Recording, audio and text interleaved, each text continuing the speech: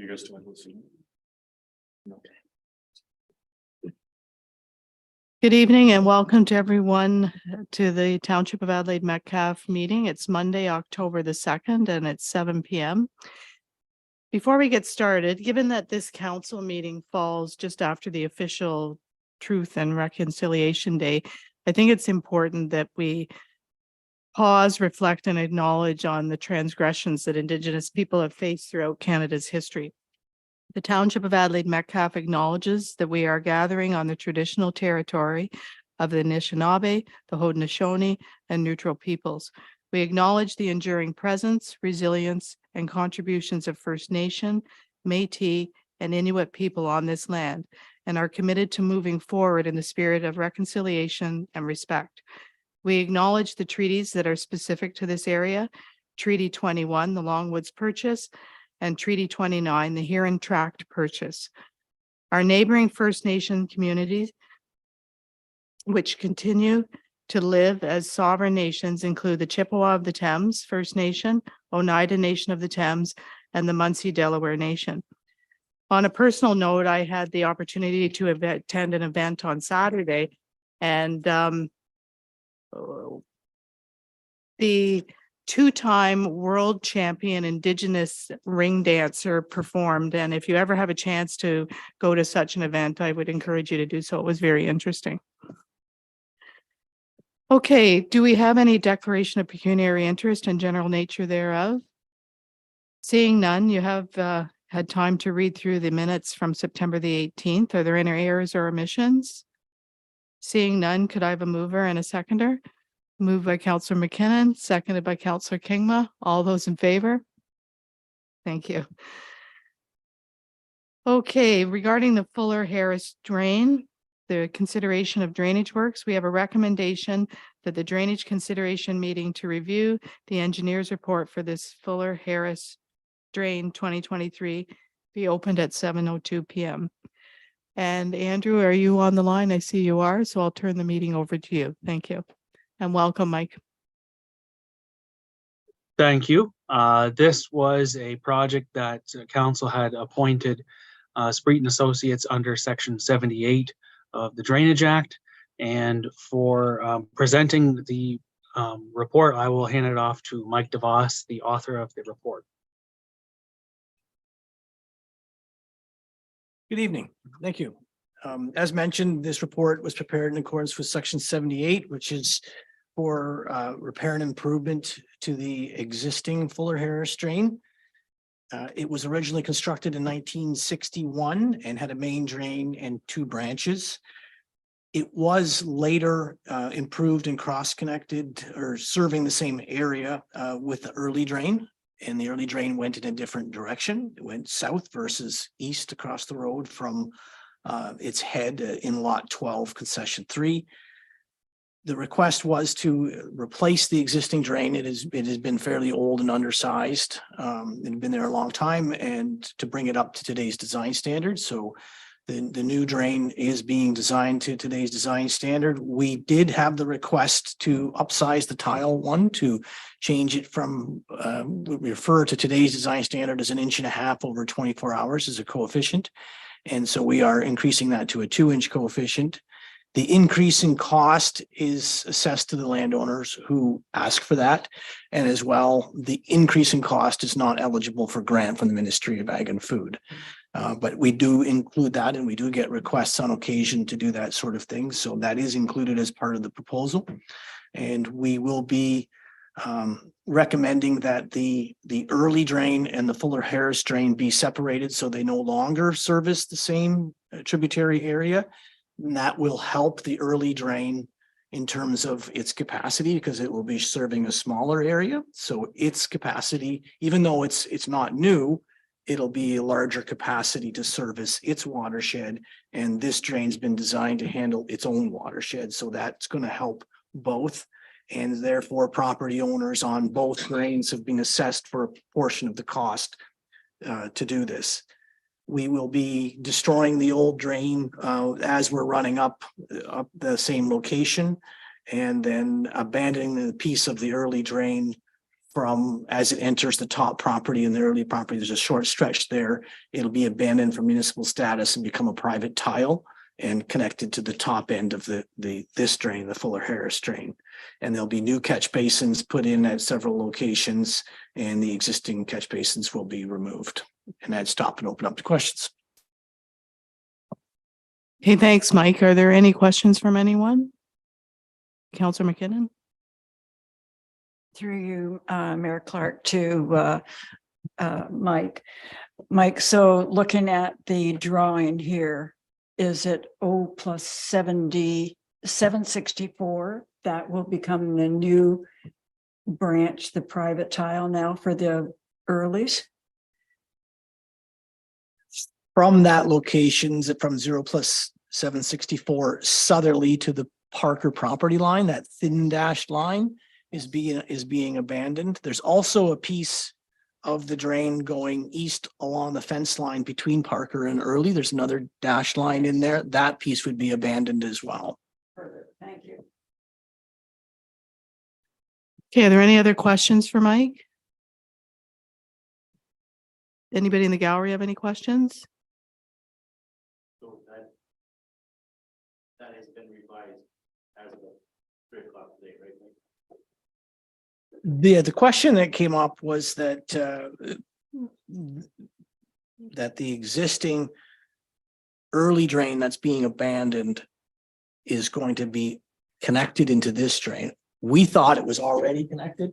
Okay. They are side by side physically, and they're not far apart. And because we're going to physically cut the early drain off at the early Parker property line, it's no longer going to have water go south. So we have to make sure that that water is going into our drain. So it will be connected. It's a very minor thing. And it's a short distance according to the tiling contractor. Yeah. And does that affect the costing at all, or No, that's no. insignificant? Okay. Okay, any other questions for Mike? Okay, seeing that we don't have any further questions, we have a recommendation that the drainage consideration meeting to review the engineer's report for the Fuller Harris drain. Oh, whoops, I'm jumping far ahead. I'm closing you out before I'm approving you. Okay, that the engineer's report dated September the 5th, 2023 for the reconstruction of the Fuller Harris drain be considered and adopted as presented by the drainage engineer. Could I have a mover and a seconder? Moved by Councillor Kingma, seconded by Councillor McKinnon. All those in favor? And that's carried. Now we have a recommendation to adjourn the drainage consideration meeting at 7:08 p.m. A mover and a seconder. Moved by Councillor McKinnon, seconded by Councillor Kingma, and all in favor? Carried. Thank you. Okay, thanks, Mike. Thanks. Is Andrew done or no? He's No, it's not. no, you got more. You're still here. Okay, the next item up is our delegation from St. Clair Region Conservation Authority regarding the Category 3 programs and services. So I welcome you, Ken, if you want to just sit at the end here where the microphone is. Maybe Dan, you can get him going there. And I will turn the meeting over to you, Ken. Nice to meet you. Nice to meet you as well, Your Worship, and members of council. Thank you very much for giving me the opportunity to speak to you this evening.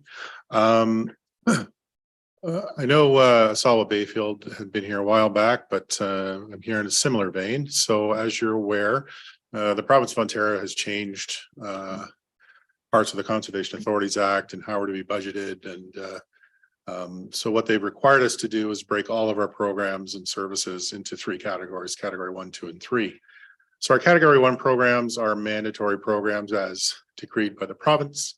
Those are things like flood forecasting and warning, planning and regulations, or corporate services, and maintenance of our own properties. So conservation lands. I'm going to use the word conservation lands a few times through this, so I know it's confusing. It's just how they categorize it. So it's literally just properties are non-recreational properties that we own, that we manage for environmental purposes or forestry purposes or whatever they may be. The category 2 programs are municipal programs and services that a municipality may wish to enter into with the Conservation Authority, just a operation of conservation area, locally significant conservation areas, or previously we had done what was called a natural heritage review for planning. We're no longer permitted to do that, but that would have been a category 2 program. And if the province ever throws it back our way, we'll have to enter into an agreement to that again. Finally is our category 3 program. So these are, as one of my colleagues put it, these are the nice things we do: environmental education, stewardship, tree planting, those types of things. So these are traditionally, in St. Clair's case, not funded by municipal dollars. And one of the challenges we face now is that there's been a number of changes to grants and donations and things we receive. So grants we traditionally received for many years, we can't access anymore. A good example is our stewardship program was getting a considerable amount of money over the years for stewardship work and that in various parts of the watershed. The program that we receive those funds for have now been realigned so that conservation authorities aren't eligible to apply for them, nor are any, like, so if you as a municipality got the grant, you couldn't hire us to do the work either. So they've just cut us out completely. Same with our environmental education program. One of the things we had done previously is we received a grant from an agency for 25 years. They've now decided to no longer fund us. So it's just creating some challenges for us as we go forward. So what we've done is talk with your staff. And if you could go to the next slide, please, to look at category 3 programs. So in our case, I've narrowed it down to 3 programs. So in our category 3s, we have a large number of programs, but I've just narrowed it down to 3 that we're approaching our municipal partners to consider funding for. So this is a negotiation. This isn't us forcing you to do anything. It's strictly up to council and the wishes of council, how they may wish to go forward. So in our case, the big 3 are environmental education, community outreach. So we know that from the schools in the catchment area of Adelaide Metcalfe, we get about 209 students a year from this local area. Collectively, our environmental ed programs see about 20,000 students from across our watershed. And actually now, because we have some digital online programming, we're actually getting kids from across Canada. So it's one of those unique programs that we're able to offer for the community. Another is conservation services. So that's our tree planting. We do tree planting, invasive species, as well as forestry work on behalf of private landowners, municipalities, corporations, whoever comes to us for the work. So between 2017 and 2023, we had 21 projects in Adelaide Metcalfe. We planted just over 10,000 trees, and the total value of all those programs was just a little over $42,000. And finally, private land stewardship. So we undertook creation of 4 wetlands in Adelaide Metcalfe, total cost of $20,000. So we also do buffer zones. So the picture in the lower bottom shows a buffer zone created and some fencing off to keep cattle out of the streams and help improve water quality. The picture in the middle is our tree planting, and the picture at the top corner is our, I would like to say, award-winning environmental education staffs. They were actually awarded for their creation of online programs during the year. So one of the challenges we face is if we can't get some baseline funding from our municipal partners, we really have to reconsider these programs as we go forward and whether they're viable or not. But what these will funding opportunities will do is just create a base for it and make it a little bit more sustainable. So in terms of, we've done a 5-year average cost for each of the programs, and then there's 2 columns. One is the apportioned cost. So if we were to use your levy apportionment based on our state general levy fee, that would be 1.9522%. The amount would be $3,500 or $3,514. And talking with your staff, they requested the potential of approaching council looking at funding that, but over a 5-year period. So do 60% the first year and then add 10% on each additional year up until 2028. And same with land stewardship and conservation services as well. So it's trying to make sure that the burden to our municipal partners is reduced as much as we can, but at the same time providing us with funding source. Another example of one of our challenges is trees. For example, we can get all sorts of money to plant trees. We can no longer use grants to actually plant the trees. It's just one of those weird things that's going on with the funding. So it's a challenge, but that's what we proposed. And as I said, we have spoken with your staff, and this is entirely up to you to decide whether you wish to support it or not going forward. But I thank you very much for your time. I'll answer any questions anyone may have. Okay, thank you, Ken. Are there any questions for Ken? Councillor Kingma? Thanks, Ken. That was a good report. I'm wondering if what the prospect is for provincial grants becoming more readily available. Is there a future in that? It's primarily going to do with whoever is in power. Unfortunately, conservation authorities have been focused on quite heavily in the last few years with the current government, and it doesn't seem to be changing anytime soon. We are still going to, I will stress, we are still going to apply for grant, anything we can get our hands on. We're still going to continue to do as we've always done. But what these fundings streams from our municipal partners will allow us to do is just create a little bit of stability for the program. So staff aren't constantly worrying about having to make sure they can survive on the job. We know the programs are there, that gives them more power and flexibility to go out and seek more grants and do more work. Basically on the ground work is what we're looking at doing. Okay, any other questions? Staff have any questions? The only thing I guess I wanted to know for council is we did throw a few different models around. One was a whole scale 30% and move on. We talked about a 3-year model where it was 50% the first year, 75% the second, and 100% the third year. So there's really quite a bit of opportunity, sounds like, from 10 to when the years around. I know we're dealing with some very significant financial constraints this year in the upcoming budget. So I'm not really mindful of the things that we have on the horizon. Okay, thank you. If there's, so you go ahead, Councilor McKinnon. Through you, Mayor Sue, to the Administrator Morgan. Morgan, is it appropriate to send to the St. Clair Conservation Authority the application for grants as we do for the hospital and everything else? Councilor Buchanan, good question. I would have to review the terms and conditions of the grant policy to see if that fits before I answer that question. Thank you.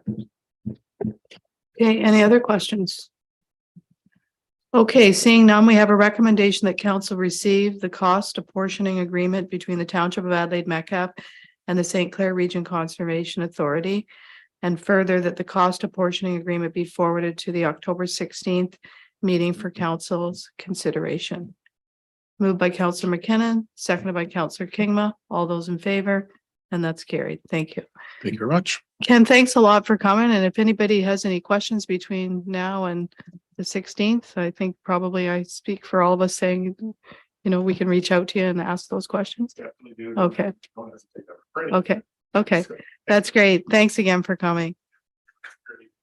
Thank you. Okay, next up is the correspondence, upcoming conferences, seminars, meetings. There's, as I just mentioned, there's a meeting on October the 16th at 7 p.m., our regular council meeting, and then another one on November the 6th. Those are the next two coming up. Under recommended readings, there's the Blue Water Recycling Association Board of Directors meeting highlights from September 21st. And the Middlesex County Council highlights from September 26th. I don't really have anything to add to the Middlesex County. Do you want to speak to the Blue Water? Is there anything that you want to highlight from that?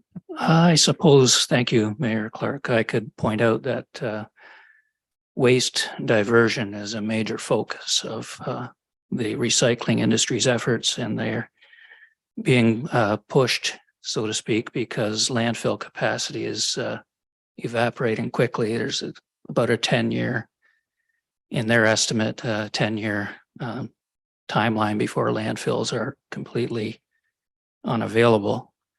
So, but in my opinion, I think we still need to expand or develop new landfills regardless of how successful we are at our diversion efforts, given the population and other pressures. Yeah, that's a good point. I mean, the housing targets that they've set for different municipalities is certainly going to create more garbage. Okay, under action required, CC number 3, we have a resolution from the town of Midland regarding the catch and release justice in Ontario. CC number 4, resolution from Catherine Fife, an MPP from Waterloo regarding Bill 21, Fixing Long-Term Care Amendment Act. And CC number, oh no, that's it. That's it. That's, you've labeled it CC 5. Yeah. Okay, and CC number 5, oh, right, the Township of Warwick Court of Revision request for the Parker Drain. So could we have a motion to receive and file CC 1, 2, 3, and 4? Moved by Councillor McKinnon, seconded by Councillor Kingma. And regarding CC number 5, we have a recommendation that somebody be appointed to the Township of Warwick Court of Revision for the Parker Drain to be held on Monday, December the 11th at 4 p.m. Is there anyone that could attend that? Okay, all right, so then we have a motion that Councillor Kingma be appointed to the Township of Warwick Court of Revision for the Parker Drain to be held on Monday, December the 11th at 4 p.m. Could I have a mover? Moved by Councillor McKinnon, seconded by myself, and those in favor, and that's carried. I think that's the first time I've been able to do that this year. Okay, next up are the staff reports. The first one on the docket is 8A, the Patterson Morgan Drain, the subsequent branch. So I'll turn that over to you, Andrew. Thank you. Excuse me. Thank you, Madam Mayor. I'm just getting everything set up for that. So the background for this, at the on-site meeting for the Patterson Morgan Drain reconstruction, it was determined that the owners of the west part of Lot 8, Concession 4, former Adelaide Township, known municipally as 1890 Napperton Drive, did not have direct access to the Patterson Morgan Drain. The subject property is assessed towards the Patterson Morgan Drain. As some surface water on the property flows to the Patterson Morgan Drain. Currently, the subject property appears to be using a private drain as an outlet into the Patterson Morgan Drain, so that a private drain over or through another property. The condition and the capacity of the private drain are uncertain. Different options were discussed while we were at the meeting regarding the best way to address the drain. The owners had verbally indicated that they would be interested in an outlet replacement. And then subsequent to the on-site meeting, the owners had formally submitted a petition for a new branch to the Patterson Morgan Drain. The new branch drain would be approximately 20 meters or 65 feet in length. The new branch would start with the catch basin at the property line between 1846 Napperton and 1890 Napperton, and flow downstream to the outlet into the new basin at 1846. If you look at the map, it is a very short branch that is being proposed. The recommendation that council accept the request to add a new branch to the Patterson Morgan Drain submitted by the property owners of the west part of Lot 8, Concession 4 of the former Township of Adelaide. And further, that council appoint Spreet & Associates to add this petition to the existing Section 78 reconstruction of the Patterson Morgan Drain. And I am open for questions if there are any. Okay, are there any questions from council? Seeing none, I won't reread that recommendation because Andrew just read it. So could I have a mover and a seconder? Moved by Councillor McKinnon, seconded by Councillor Kingma. All those in favor? And that's carried. Thank you. Okay, 8B, you're on deck again there, Andrew, for the Richardson early drain. Thank you. In the late summer of this year, the owners of Lot 6 and 7, Concession 2 of the former Township of Adelaide, indicated to staff that the Richardson early drain's capacity was not adequate, specifically under Kerwood Road. However, given the fact that if it's not large enough under Kerwood Road, then it is more than likely not large enough downstream. Staff outlined the process for upgrading the municipal drain, which is a reconstruction, all or part of the drain under a new engineer's report. In mid-September, the owners of the properties highlighted with a red dotted line on the attached map submitted a written request under Section 78 of the Drainage Act to reconstruct the Richardson early drain. The main branch in bold blue on the map is the portion of the drain that we know needs rebuilding. At this point, it is uncertain how far downstream, as mentioned. It is also uncertain if there are concerns regarding the branches of the Richardson early drain. However, going forward, the other owners of the watershed will have the opportunity to request these to be rebuilt as well, if they should want that. Further to this, staff have been out to investigate issues on the drain in the past. Evidence of erosion from excessive surface water has been observed. If there is an interest from landowners, it is possible that measures can be incorporated in the upcoming report to address future erosion damage. So the recommendation that council accept the reconstruction request for the Richardson early drain submitted by the owners of lot 6 and 7, concession 2 of the former township of Adelaide, under section 78 of the Drainage Act. Excuse me. Further, that council directs staff to procure a drainage engineer in accordance with the township's procurement policy.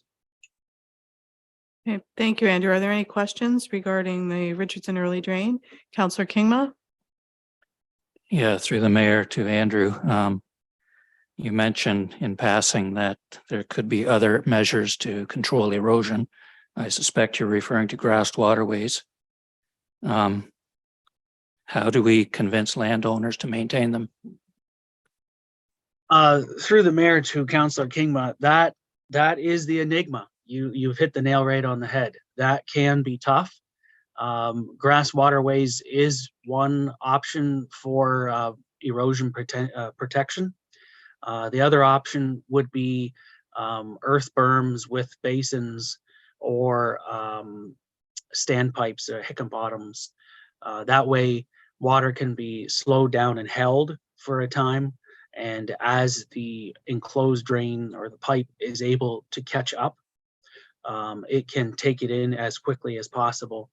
Instead of having, say, 50 or 100 acres at a time where water keeps running down and gathering velocity and strength, basically, and damaging strength. If you can stop it and hold it for a time, grass waterways may not be needed. Sometimes they are incorporated as well. However, that can be the issue is the keeping them in place. Thank you, Andrew. Any further questions? Seeing none, we have a recommendation that council accept the reconstruction request for the Richardson early drain submitted by the owners of lot 6 and 7, concession 2, geographic township of Adelaide, and lot 6 and 7, concession also 3? Yeah, concession 3. Oh, 3, concession 3, sorry.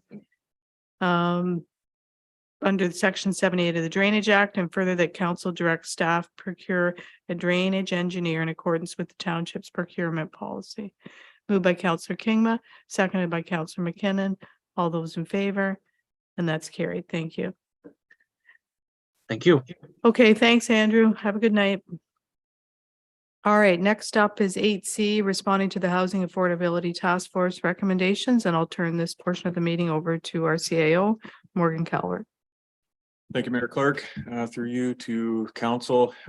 Just for council's background, Mayor Clark received a letter from the new Minister of Municipal Affairs and Housing, Paul Calandra, regarding the Housing Affordability Task Force report.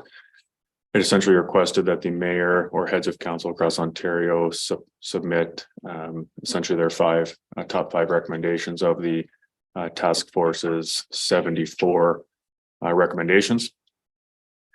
When we initially received the request from the ministry, it included 55 different recommendations. Of the 74, it made a request that was a bit ambiguous, and that we thought it would be best to bring it to council for consideration and approval. Then there was clarification along the way that essentially the mayors could just submit a top five. So in speaking with the mayor, she wanted to make sure that council was involved in this discussion and these recommendations going forward. Mayor Clark also wanted a bit of a justification or a process background to show why we would support these five recommendations to the ministry. So in saying that, we basically looked at the context of the township. We're primarily rural, small village. We lack things like water and wastewater infrastructure throughout the township. We don't have a public transportation service. So we essentially looked at what of these recommendations we can use to prolong things like agriculture and really what the primary mandate of the township is today. So we looked at intensification of urban areas. We looked at streamlining development processes. We looked at supporting municipalities in terms of resources or funding recommendations, because the municipalities are going to implement 1.5 million homes on behalf of the province. We should get some monies. So in saying that, there's 5 recommendations in the report. You could read them if you'd like, but I believe council's seen the report. I've had a couple of questions on it. There's some feedback in there with regard to some commentary that we would provide back to the province. So in particular, we looked at, one of the recommendations was to require mandatory delegation of site plan approvals to staff. We could take this further and support the concept of servicing agreements, for example. We can depoliticize water and wastewater public utilities. So in saying that, the 5 recommended priority areas are in the report, and I'd be happy to take any questions from council at this time. Okay, is there any questions? Councillor Kingma? Yeah, through the mayor to Morgan. It's a great report. I especially appreciate your note under recommendation 15, taking power out of the hands of politically motivated people and have a public utilities board or something to that effect to oversee and manage the development of corridors and the attendant infrastructure that requires. My only concern, maybe, you can correct me, is recommendation 4, where you are possibly recommending residential and commercial use being blended. I can imagine certain scenarios where that would be tolerable to residents. But harmony is more important maybe, and separating uses is a fundamental planning principle. I wonder if you could address that. Yeah, just clarify. I know what your answer is going to be, but go ahead. The reason why we were looking at that recommendation is because it doesn't necessarily affect Adelaide Metcalfe. We were looking at that recommendation more for densely populated areas where there are folks who would like to walk to work, for example. If there were underutilized commercial buildings that weren't being optimized, for example, then why not quickly flip a switch for a residential purpose? So it was more for urban areas, large population centers, not so much for an Adelaide Metcalfe, for example. Not sure if that helps answer your question. It does create some challenges for land use compatibility for sure. But there are examples in Ontario alone that mixed commercial and residential have been successful, but it's really about attracting new folks to those areas and not converting the uses of lands within existing residential areas, I would say. Okay, any further questions? Excuse me. We have a recommendation that council directs staff to submit the 5 recommendations listed in this report as response to the Honorable Paul Calandra's request to prioritize the top 5 recommendations for the ministry's future consideration. Is there a mover and a seconder? Moved by Councillor McKinnon, seconded by Councillor Kingma. All those in favor? And that's carried. Thank you. Okay, next up, 8D is the composition of the Middlesex OPP Detachment Board update, and I'll turn that over to our CAO, Morgan Calvert again. Okay, through you to Mayor Clerk to council. So as council can see in this report that's been going on for quite some time, in 2019, the province passed the Community Safety and Policing Act. Regulations were to come into effect shortly thereafter. The big, I guess the most important piece of information in this report is really the outcome of the OPP Detachment Board. The CAOs across Middlesex County in and around, I think, April of 2020, got together to determine what the best way to have well-rounded representation on the OPP detachment board was. There were a few smaller municipalities in the general area that were teamed up, much like you see in terms of our Conservation Authority representation on the ABCA with Middlesex Center. So at the time it was Southwest Middlesex, Adelaide Metcalfe, and Newbury. We're going to share one seat on this board for a total of 7 council or community seats. Each First Nation community in this area or this detachment catchment area each had a seat to represent their First Nation community as well. And in another example, Middlesex Center, they were large enough to have their own seat. The province has since come back and confirmed our board composition being 4 council seats. So we're going to have to sort out how that representation model is going to look with those 4 council seats. They still have the 20% community or citizen, 20% provincial, which is a 1-on-1, and there's one other seat in there. I can't remember which one it is. But essentially, it's just a quick update for the OPP detachment board. More information to follow. Take a quick moment to thank Michael DeLulo, the CAO for Middlesex Center. He's been spearheading this on behalf of local CAOs in Middlesex County, and we appreciate all his efforts and communication so far. Happy to take any questions. Any questions for Morgan? Councillor McKinnon? Through you, Mayor Sue, to Morgan. Morgan, in the event that some of the members that you have listed here do not want to participate, how will that affect the composition of the board? Will they just be off and the other members on, or how do you see it coming? No, it's a good question. So of the 7 seats we requested for council representation and First Nation representation, we got 4. So we're going to have to go back among our municipalities and determine what kind of process or governance model we can use to move those seats around among the participating Middlesex County communities. So I'd say I'll answer that question when we land on that agreement or some form of. Thank you. Okay, any other questions? Seeing none, we have a recommendation that council receive the composition of the Middlesex OPP Detachment Board update staff report for information. Moved by Councillor Kingma, seconded by Councillor McKinnon. All those in favor? All right, next up, 8E is the treasurer's investment report, and I'll turn it over to our treasurer, Johnny Pereira. Thank you, Mayor Clark, through the council. So the investment report this year, it's coming in a bit later than I would like. Chances are it'll come much sooner next year, but this is the first time we're bringing this report forward. And this is under the reporting requirements under the new investment policy and the municipal act. It is used to highlight the details of the township's investments, such as their performance, total returns, and provides a transparent picture of our investment activity and overall opinion on the township's investments. The township implemented a new investment policy in late 2022. So many of the investments listed here were entered from past administration. The township has been in the process of consolidating some of our investments.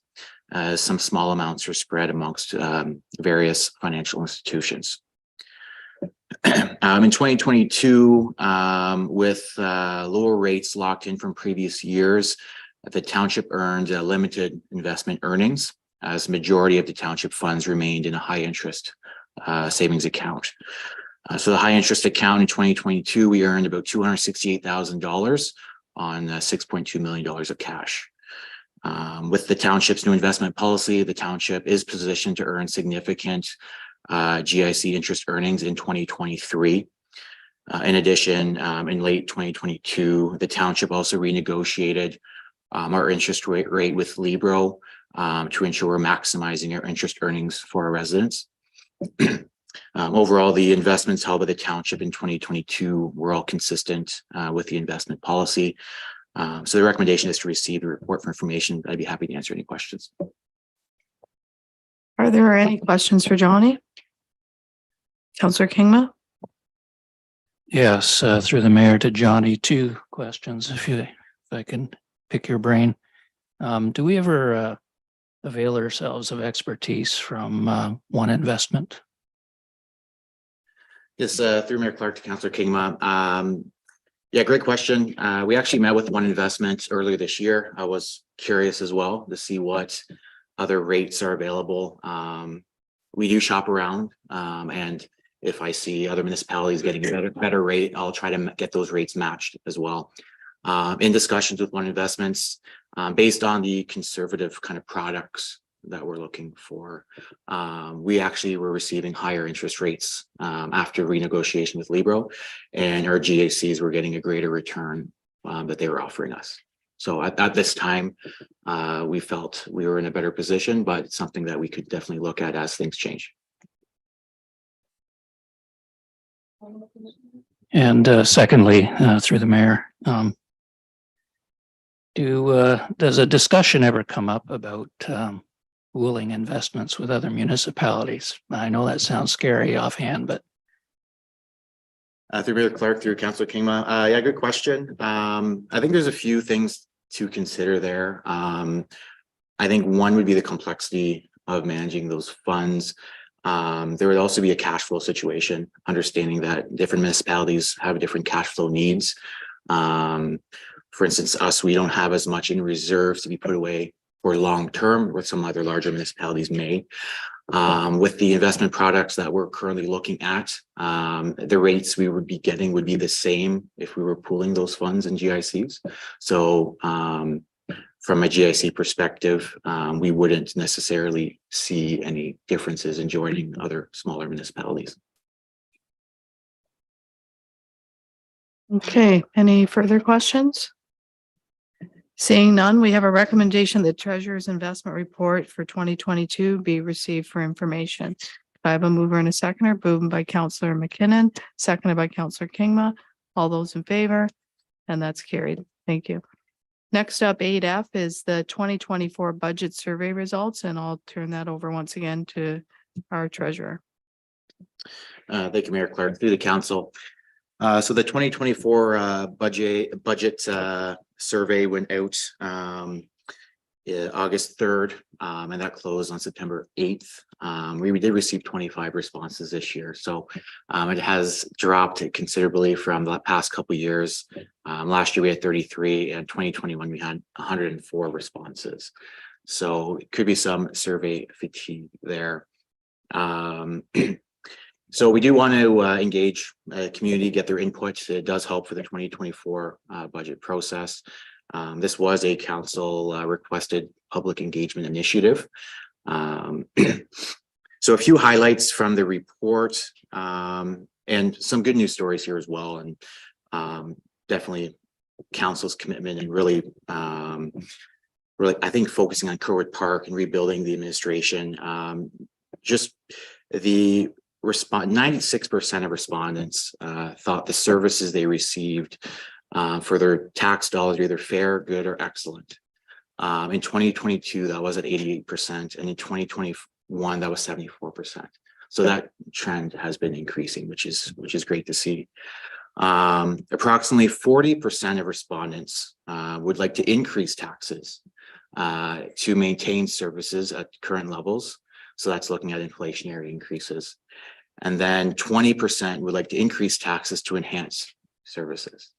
So on the flip side there, 28% of respondents would like to cut services to maintain current levels, and then 12% would like to cut services to reduce taxes. The top 4 municipal services with garbage, recycling, roads, Kerwood Park, and the landfill. In regards to communication this year, it was fairly even. Where 44% preferred email and 40% preferred regular mail. In the past, that was more on the email side. So I guess the mix we received this year is fairly even. Common theme in the written responses was in regard to Center Road servicing. And actually a great positive comment we received in the written response was highlighting our Kerwood Park. And they actually highlighted that our park was a great park compared to some neighboring communities as well. So full breakdown of the survey results are in the report. Staff will continue to refine the survey process to ensure we capture year-over-year trends. The survey results have been distributed to managers to be included in the 2024 budget. The recommendation is for the report to be received for information. I'd be happy to answer any questions. Okay, are there any questions for Johnny? Pretty straightforward. Okay. Okay, thanks, Johnny. We have a recommendation that the 2024 budget survey results report be received for information. Moved by Counselor Kingma, seconded by Counselor McKinnon. All those in favor, and that's carried. Thank you. Okay, Johnny, you're up again for 8G, the Budget 101 presentation. Always a good overview to review. All right, thank you, Mayor Clark, through the council. So this evening we'll be presenting the Budget 101 for Adelaide Metcalfe. So this is presented at a very high level to give an overview of the municipal budget process. If there are any questions by council, please don't hesitate to ask during the presentation. So overall, so what is a budget? So simply put, it's a financial plan. It sets out the planned expenditures and the means of financing. It's a statement of priorities for the year. It establishes spending limits on programs and services. It reflects the funding priorities and is the basis of financial decision making. So, but a budget is much more than that. It's also a political document, a government's document. So council is the ultimate authority when it comes to a municipal budget. Here at Adelaide Metcalfe, we do approve a 1-year operating or 1-year budget, 1-year operating, and a 5-year forecast for capital. So only the current year of that is approved. The remaining 4 years is a forecast to understand the future capital needs that are on the horizon, just to help for financial planning. It's also a management document. It also links a number of plans within the township, such as operational plans, the asset management plan, development charges, master plans, among others. It also serves as a communication tool to inform and engage residents and the community as a whole. So the takeaway is that the budget is a key planning document in achieving the township's strategic priorities. So really, why do we budget? So first of all, for a municipality, it is a legal requirement under the Municipal Act under Section 290. So council must adopt estimates of all sums for the coming year. So we are looking to pass an earlier budget compared to prior years. So last year we have seen significant improvements, but now we're here in October and we're very deep into the budget process. There are some significant advantages in passing an early budget, such as cost savings when we go to tender.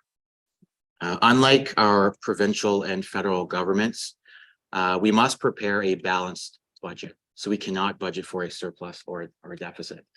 So what does that mean? Essentially means that all of our estimated expenditures has to equal our estimated revenues. The township does have some tools in place to ensure that we are balancing our budget every year, which we'll touch on later in the presentation.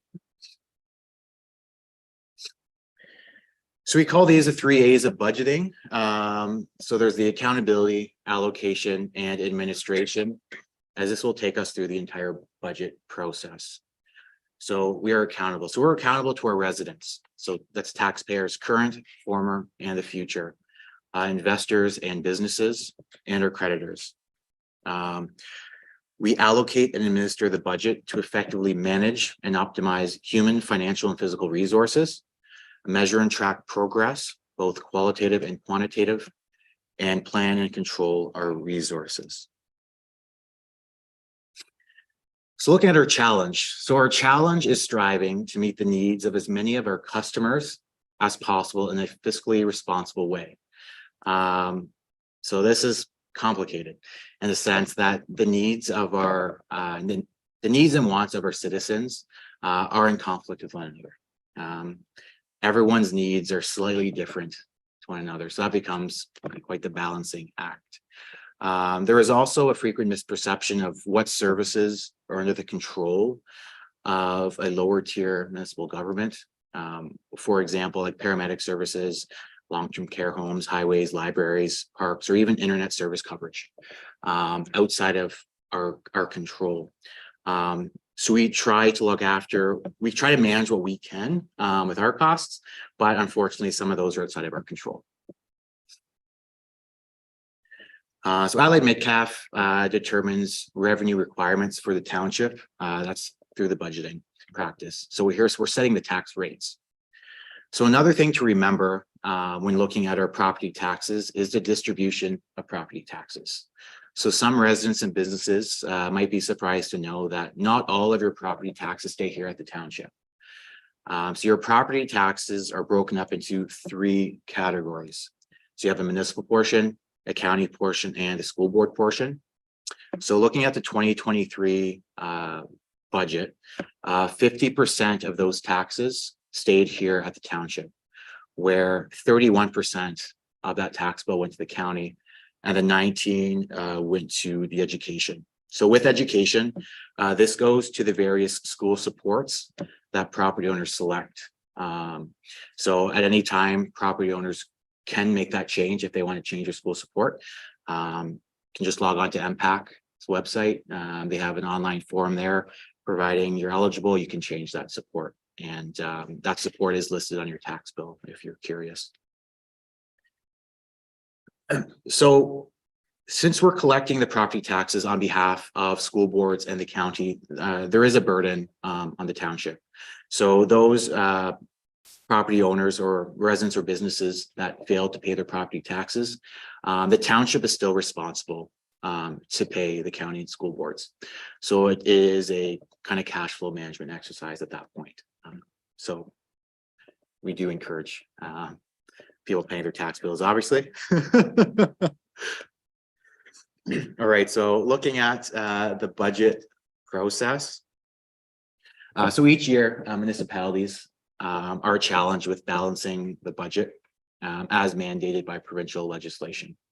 This becomes a challenge with the rising inflation rates. While a municipality can incur debt to pay for large capital acquisitions, it cannot incur debt or a deficit to fund day-to-day operations, the same way senior levels of government can. This is a key difference, as it means we must identify revenue sources to cover all anticipated revenues or anticipated expenditures, sorry.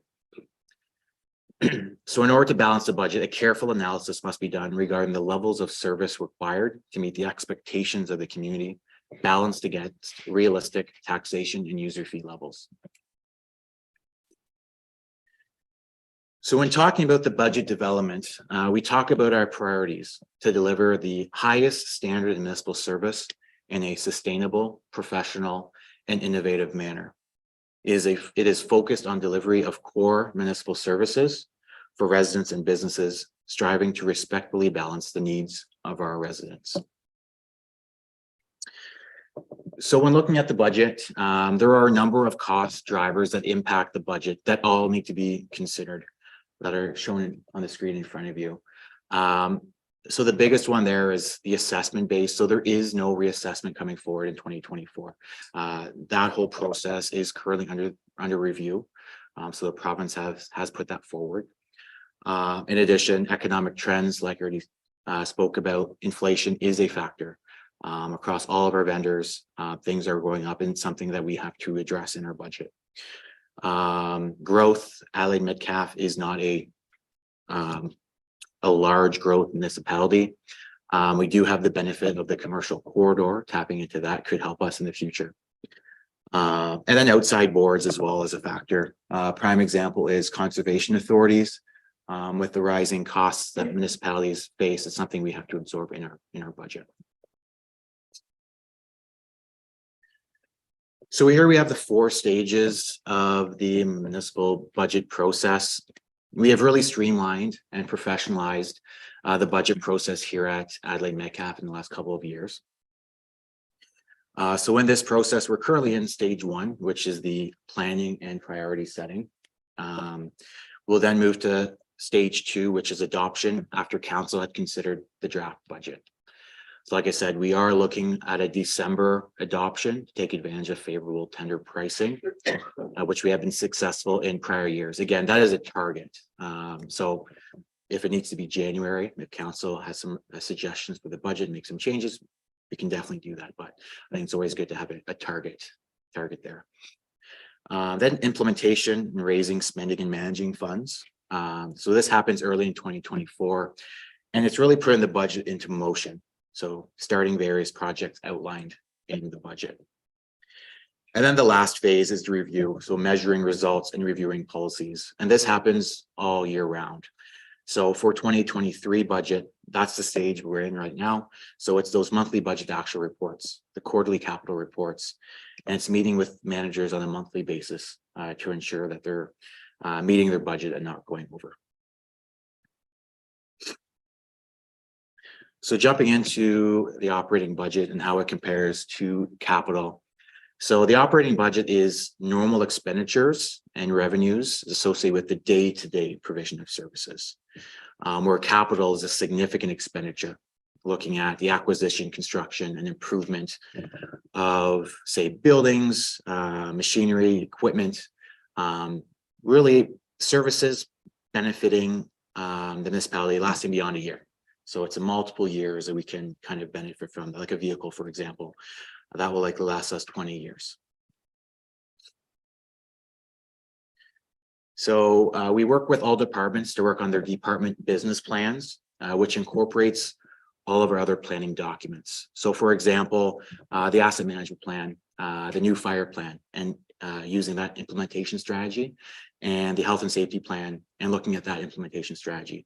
So the budget is that one document that we factor all these plans together. So what does it take to implement the fire plan? What does it take to implement the health and safety plan? So it's building those costs in the budget so we can move those plans forward in the coming year. So the non-discretionary cost increases, of course, just like we have at home, they are pressures, significant challenge. Consumer price index, that's inflation. And with the large number of construction projects we have slated, it's the construction price index that we have to factor in as well. So this is actually a good picture here. It's surprising to see that 80% of all of our 2023 expenses actually fall into these 8 categories. It's not a surprise to see salaries and wages near the top. It's common for many municipalities. So without staff, really nothing can get accomplished in the township. In addition, transfers to reserves, which is the top item there at 28.2%. So this is really our asset management plan in the works, putting money aside for future capital needs. So if you look around, there is a number of assets in the township. At some point, they will all need to be replaced. So it's just putting money aside for the future replacement. So the capital budget, like I already mentioned, these are the large spend items. So looking at roads, bridges, facilities, water, wastewater infrastructure, and vehicles. Staff also present the capital report on a quarterly basis. So outlining to council the status of all of our capital projects and spending to date. And that will be coming to the next council meeting for Q3. So just like operating the capital budget is also a balancing act. There's only so much funding available, and there are many things that we need to consider with all of our projects. When looking at our capital, there is a process that all managers really need to complete when requesting capital. So this ensures that there are no surprises and that analysis is complete for the request. So we also consider the impact on future operations, if there are any grant opportunities, and the consequences of not completing the capital project if it needs to be deferred. We also look at if we're replacing a vehicle, for example, if there's some value there, if that vehicle is going to be sold in the current year, we'll factor that revenue in the budget as well. So this is an exercise that all managers complete when they meet with me to discuss their department's capital needs. All right, so this slide here just talks about how the operating budget, reserve and reserve funds and capital are separate, yet they're very interconnected. So looking at a simple example for operating, we have elections that occur every 4 years. So there's a significant cost for that. So what we do annually is we raise funds for elections every year. So that's raised in the operating budget, and then those funds go into the reserve funds. So when it comes time for the election, we pull those funds out and we smooth that expense over. The same thing is true for capital. If we need to purchase a vehicle, for example, we're putting money aside every year to help pay for that purchase. So when time comes to replace that vehicle, we're not seeing swings in the tax rate. Funds are there. And how it links back to operating, obviously that vehicle are going to have repairs to need fuel, insurance, etc. But I think the biggest takeaway now is this is where asset management planning comes in. So now that we've purchased a vehicle, we know that vehicle needs to be replaced in 20 years' time. So where asset management planning comes in, it's saying that we should be putting money aside now. It's easy to kick the can down the road and say it's someone else's problem. And this is where the infrastructure gap comes into play with municipalities across the province. So when we purchase a vehicle, if we start putting money aside that next year, we'll be better positioned in the future to replace that. And it's the same thing in our day-to-day lives. If you knew you had to replace your roof, it's easier to put money aside every year knowing it has to be replaced in 5 years. But if I told you have to replace your roof tomorrow, that's a significant impact to your finances. So it's the same type of practice in the municipal world. So getting into funding the budget. So from a municipal perspective, probably the first thing you think of for funds is property taxes. That is our main source. Another major source that we have is federal and provincial grants. We do receive funds from OMPF, which is the Ontario Municipal Partnership Fund, and that's to help offset operational costs. We do have OCIF, the Ontario Community Infrastructure Fund, and CCBF, which is the Canada Community Building Fund, which was formerly federal gas tax. So the township is extremely aggressive now in going after grant funding. Now that we have a strong asset management plan and a 5-year forecast, staff are looking towards grants to offset costs of the future capital. So that really is a significant savings if we can find some alignment to their taxpayers, because that means it's less money being put away in reserves where we can get funding from other levels of government for. The township does currently have 2 grants that we applied for outstanding that we're waiting to hear back. And we're actively looking at a couple more at this time as well. So as we talked about inflationary increases, so one way is cutting costs, but the other way is going out and trying to find additional revenue sources. So that's what we're aggressive in doing, is trying to go after grant funding. So there's also user fees. So general user type fees for recreation, say renting Kerwood Park, planning application or building permits. And then there are user fees relating to servicing. For example, Kerwood Wastewater and Center Road Water and Wastewater Services. There's also pulling funds from our reserves. So again, when we need to purchase capital, we can pull those funds out of our savings type account, which is our reserves. Debt funding, we currently don't have any debt, but that is an option. And then there's also miscellaneous revenues, which could be donations. So part of council's decision-making process each year is to determine what levels of funding for services should come from the various sources of revenue. So now talking about the tax levy, to determine what we need to raise on taxes for your property tax bill, we take our expenditures less our non-property tax revenues.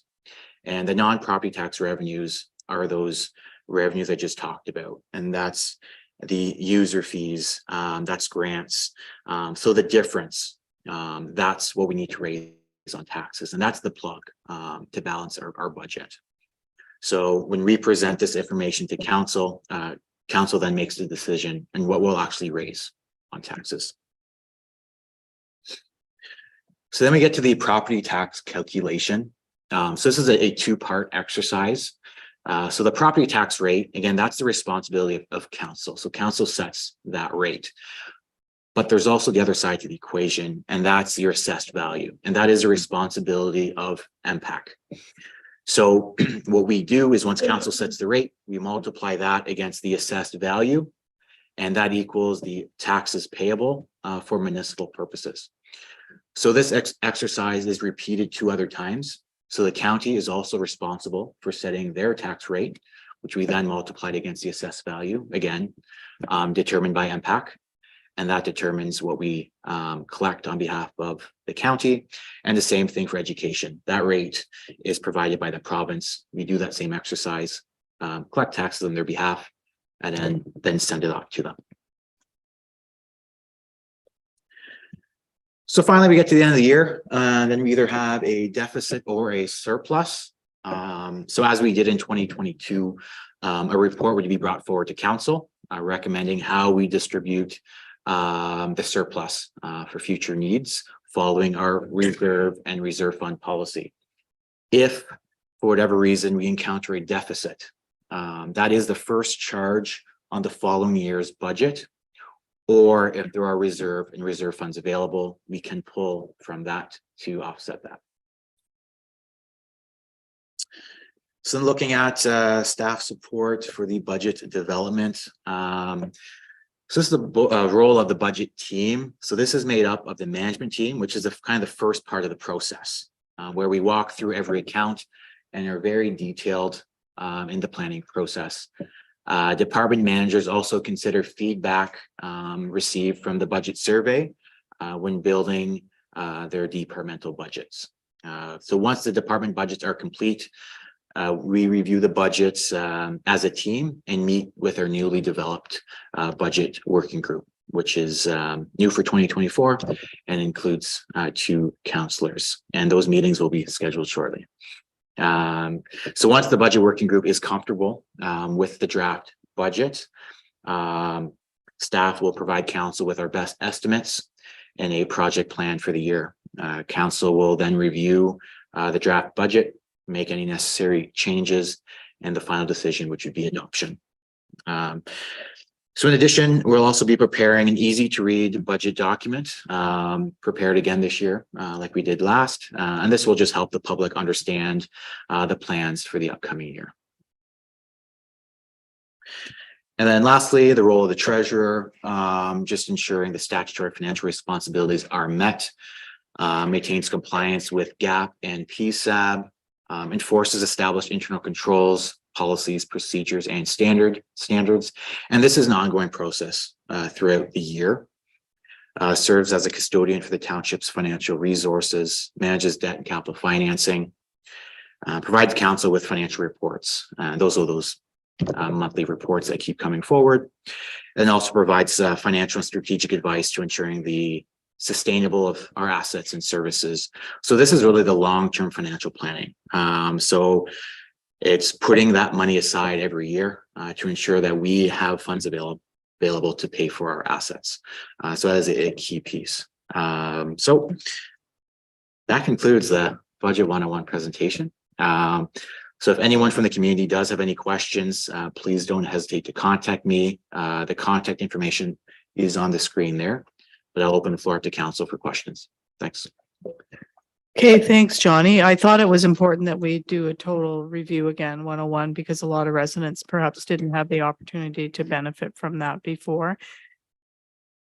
Are there any questions for Johnny? Councillor Kingma.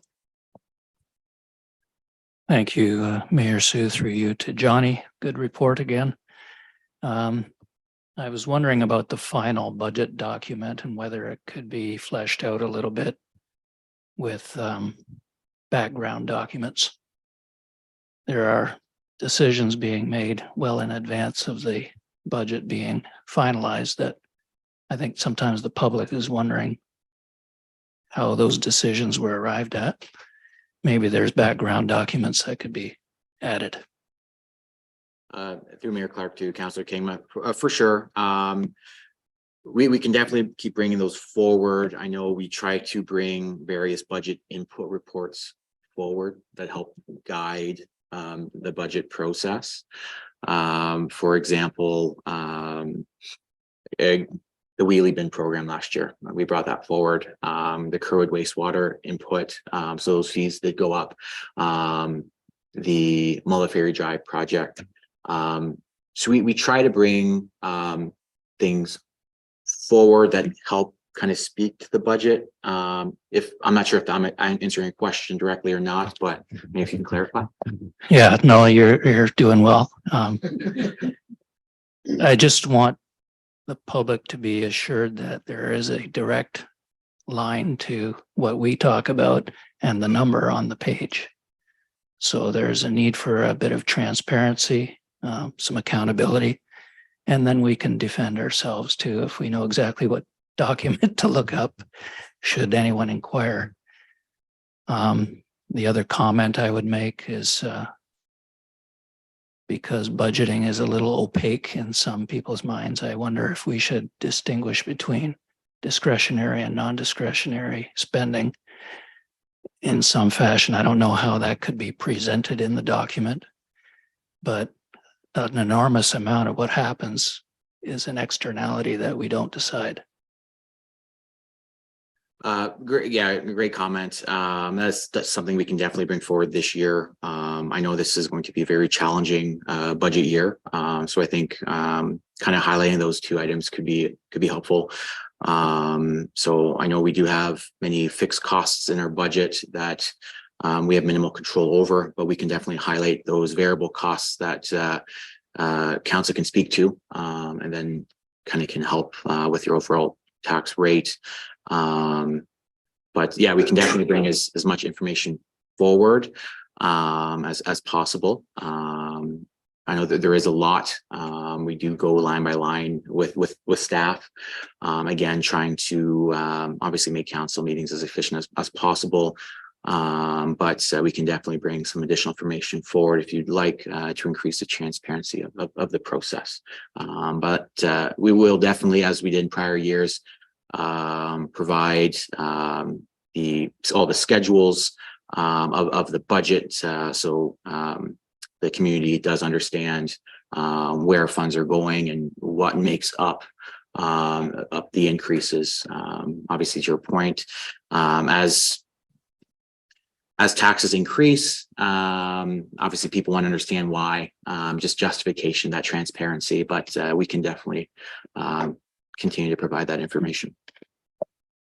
Thank you, Johnny. I just want to reiterate that, Johnny did a very good job of breaking down the non-discretionary expenses, and one being the county of 31%, and that we only really have control over 50 cents on every dollar. And I sit on the budget committee for Middlesex County, and it's not looking, it's looking like it's going to be a challenge. I'll just put it that way. But we're getting at that fairly soon. So hopefully it'll align with our target dates here at Adelaide Metcalfe.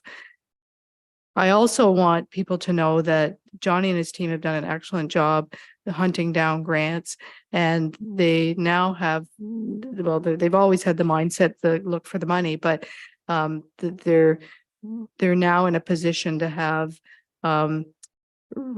ready to go. I don't know what the right word is, but like they can hit the ground running if all of a sudden a grant pops up and there's a 10-day window to apply. They're on it. They've got paperwork ready. We have projects in mind or pockets where we know we'd like to put the money. So they're ready to hit the ground running. And I think that's important for people to know. I think it's not going to be a surprise that some expenses like insurance are going to go up. But council continues to encourage alternate revenue streams, and I think they've done a good job with that. The investment policy is a perfect example. I know interest rates were low, so it looks like, just because they were low, we didn't get any money, but it was a new day here in Metcalfe last year when we decided we're going to start locking down some interest rates, even if it's just for a year at a time, and that was successfully done. So anyway, nothing, I don't really have any more to say other than the working group from council, I believe, is Betty Ann and myself.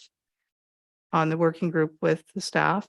And so I already have a few ideas, and I encourage any other counselors that wake up in the middle of the night like I do and have an idea to write it down and bring it forward to me or Betty Ann, and we'd be happy to work that into the discussion.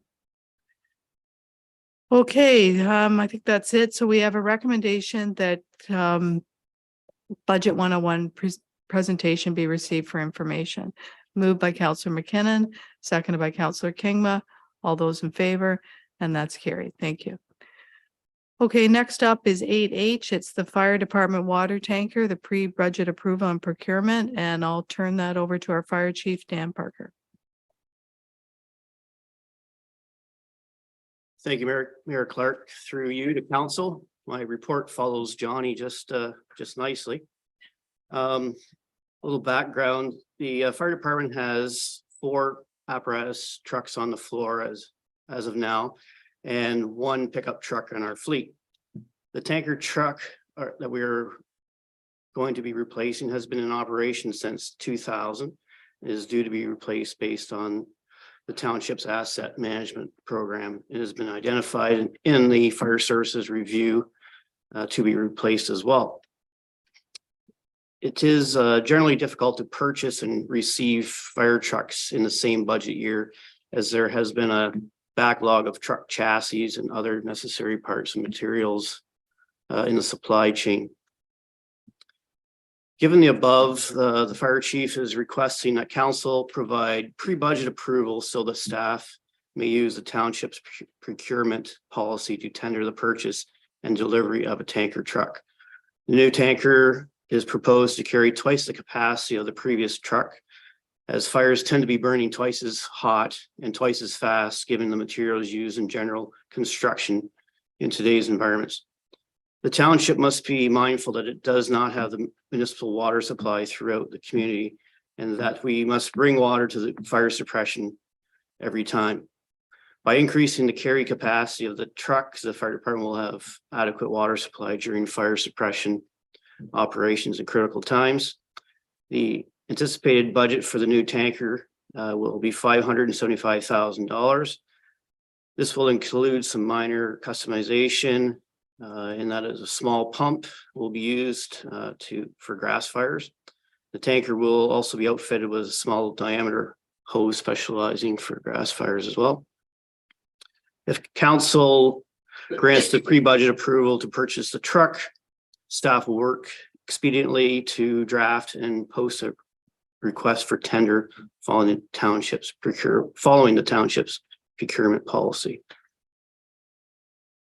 Pre-budget approval amount of $575,000 to be included in the 2024 municipal budget. This purchase will be funded through the township's life cycle management reserve fund. And the recommendation that council approve the purchase of a tanker truck with a budget amount of $575,000 to be included in the 2024 municipal budget. If there's any questions, I can attempt to answer them. Any questions for Chief Parker? Counselor Kingma? Thank you, Mayor Sue, to Dan. 575,000. I'm thinking it's probably 650 then, right? I attended the Chiefs conference in Toronto back in May and put a few feelers out. And I think we're going to be pretty much on target for that price. Don't hold me to that, but yeah, the supply chain is getting a little bit better as well. Chassis are coming online, but it is some items are freeing up, I would say. Yes, thank you. So this is HST and decals and accessories and I don't know what all else you'd put on it. Is that all included? Yes, it will be all included. Okay, any other questions for Chief Parker?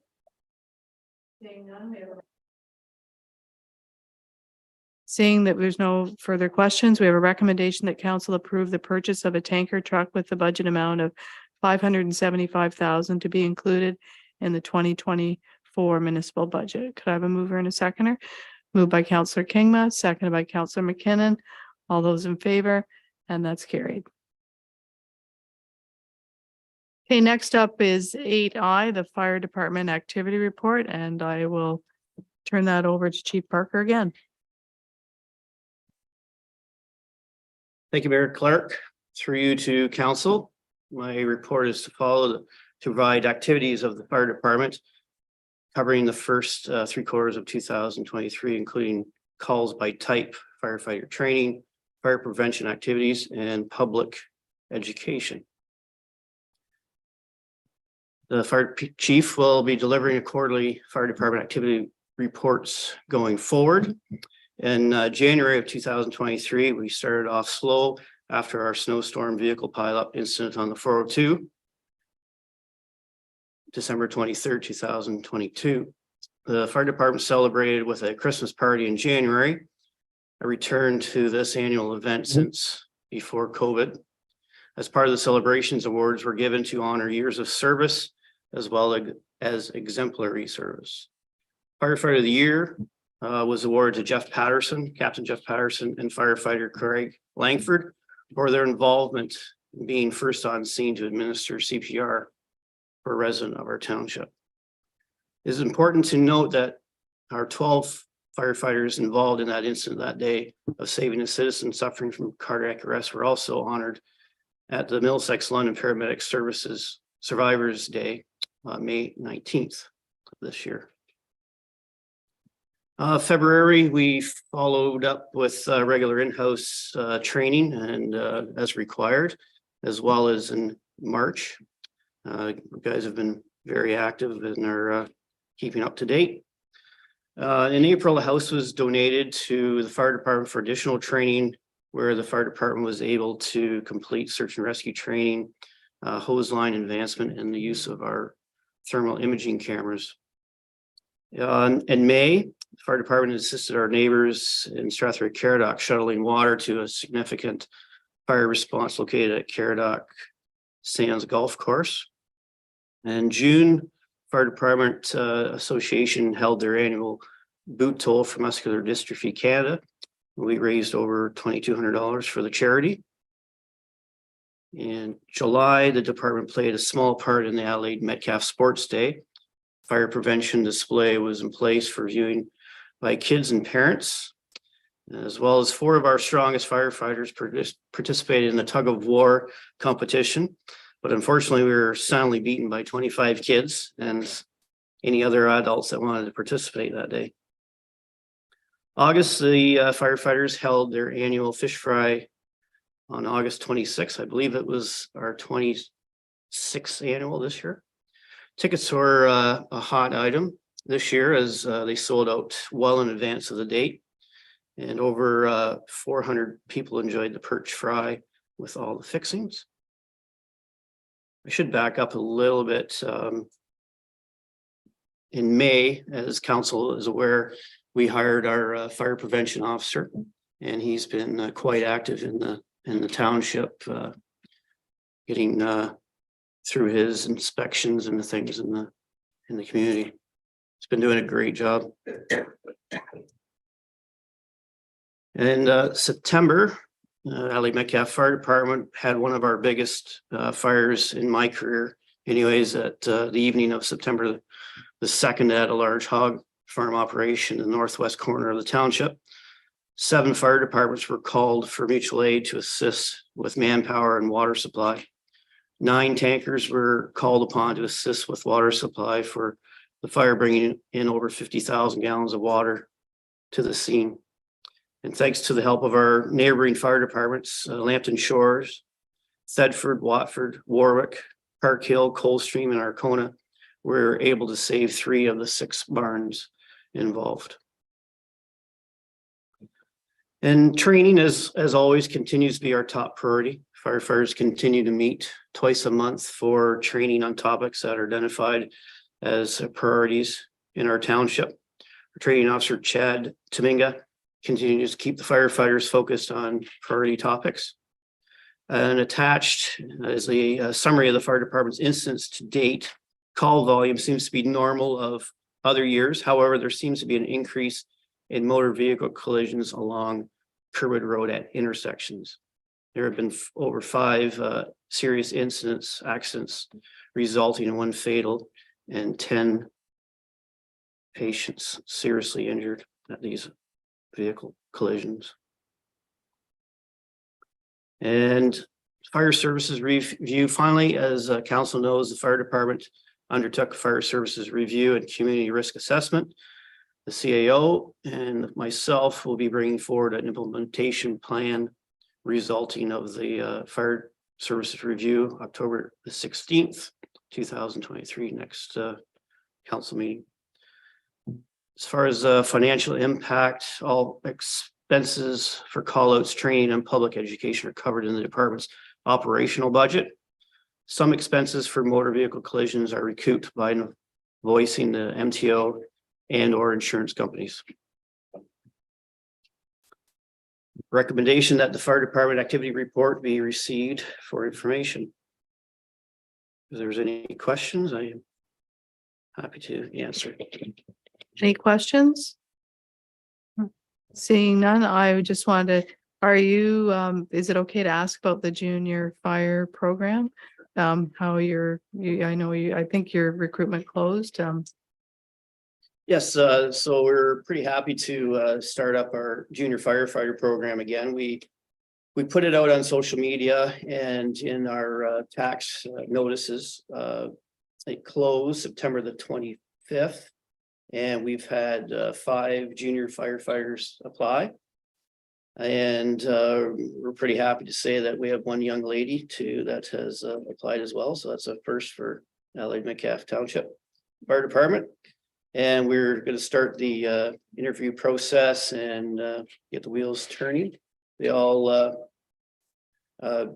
my deputy fire chief, Adrian Timming, is going to be taking care of that. He'll probably bring a report to council later on. See what the results are. Hey, thanks for that update. Okay, if there's no other questions, we have a recommendation that the fire department activity report from Q1 to Q3 be received for information. Moved by Councillor McKinnon, seconded by Councillor Kingma, all in favor, and that's carried. Thank you. Okay, under other business, I'm just going to turn it over to our clerk, Mike Barnier, regarding the bylaws. He wanted to add something. Oh, I'm sorry.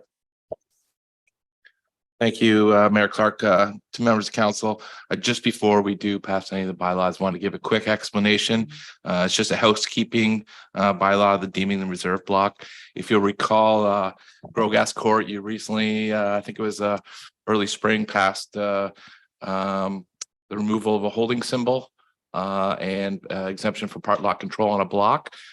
Basically through the subdivision agreement to prevent access and building on that lot, a 1-foot reserve was put on. So now they're selling the lots and a request was submitted to us to deem that part of Grogas Court. So just a quick background before you do pass. Okay, so we have a recommendation before us that bylaw 54 of 2023 deeming reserve block 9 plan 33M736 as a public highway and bylaw 55 of 2023 confirming October the 2nd, 2023 received first, second, and third and final readings. Could I have a mover and a seconder? Moved by Councillor Kingma, seconded by Councillor McKinnon.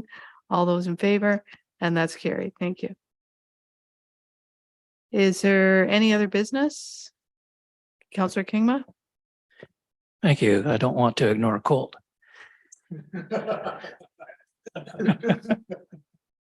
How's your sand and salt stockpile?